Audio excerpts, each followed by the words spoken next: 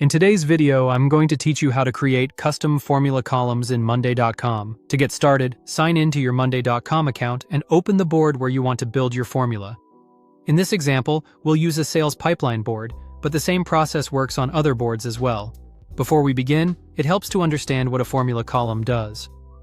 In Monday.com, a formula column lets you calculate values, compare data, manipulate text, and display custom results based on information from other columns.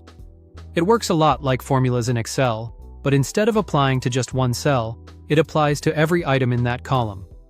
Also, keep in mind that this feature is available on Pro and Enterprise plans. Once you're inside the board, click the plus icon to add a new column. For this example, choose a currency column. A currency column is useful when you want to store money values, such as budgets, costs, or revenue, in a properly formatted way. After adding it, rename the column to Budget. Then, enter a sample amount of $10,000. Next, click the plus icon again to add another column. Choose Currency one more time since we want another money-based value. Rename this second column to Spent. This column will hold the amount that has already been used or paid, and it will be one of the values our formula references. Enter $7,310 as the example amount. Now click the plus icon again to add one more column, and this time select Formula. The Formula column is where Monday.com automatically performs calculations based on the formula you provide. Rename this new column to Remaining Balance.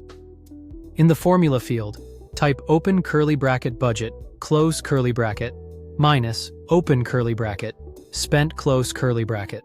This formula tells Monday.com to take the value in the budget column and subtract the value in the spent column for the same row. In other words, it calculates how much money is left after the spending is deducted from the total budget. After entering the formula, click Set Formula. You'll immediately see the result appear in the Remaining Balance column, showing the difference between budget and spent. There are a few important limitations to keep in mind. A formula column uses the same formula for every item in that column. It only calculates within the same row, so it cannot total values across multiple items, like Excel can. Formula results are also read-only, which means they can't directly trigger automations. And finally, some column types, including files, tags, and auto number, are not supported in formulas. That's how to create a custom formula column in Monday.com.